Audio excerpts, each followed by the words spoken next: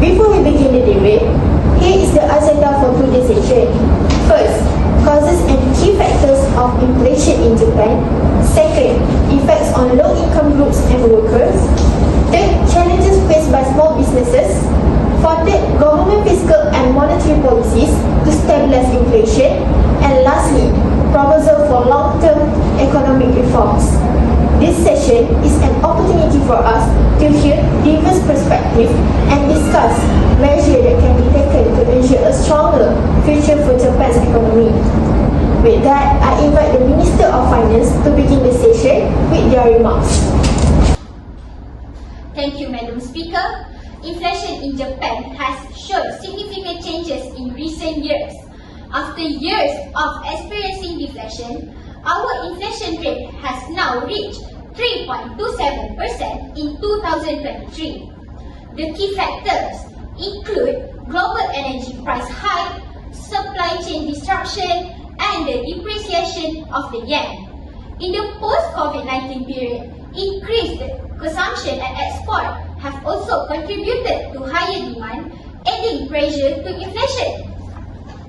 We have adopted a balanced approach through monetary and fiscal policies.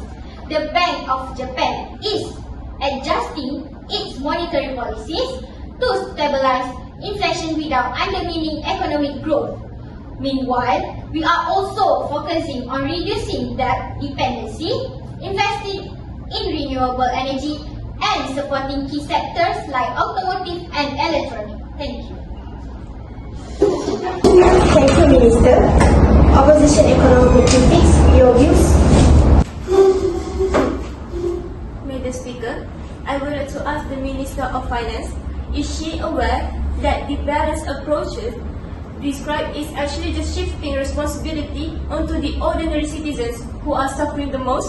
While they struggle with rising prices, the government continues to focus on energy reforms that do not provide immediate relief to the low-income groups.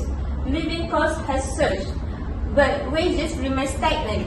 Is the government simply going to keep talking in a comfortable space without facing the reality on the ground? History has shown that if immediate action is not taken, we may face an even bigger disaster. Minister, would you like to respond to this accusation? Thank you, Madam Speaker. Let me clarify. Claiming that we are not addressing the people's difficulties is unfounded.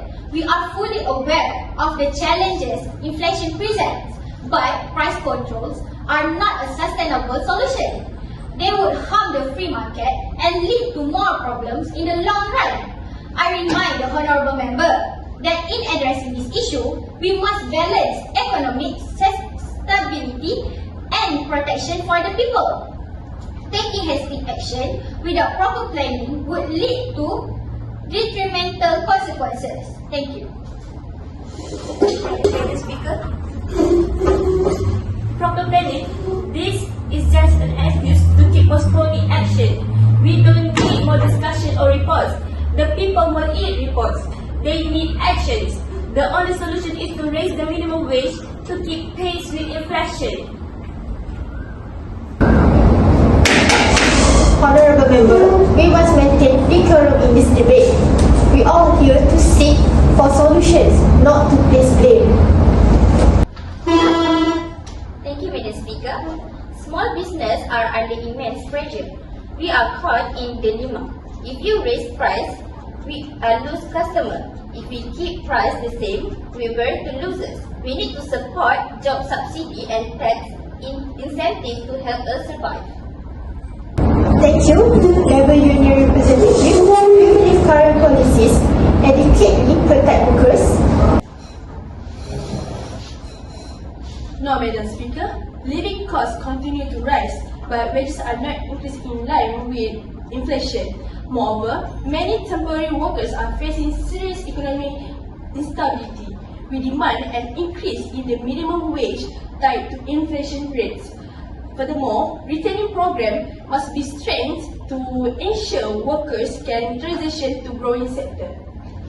Independent economists, what is your analysis on this situation?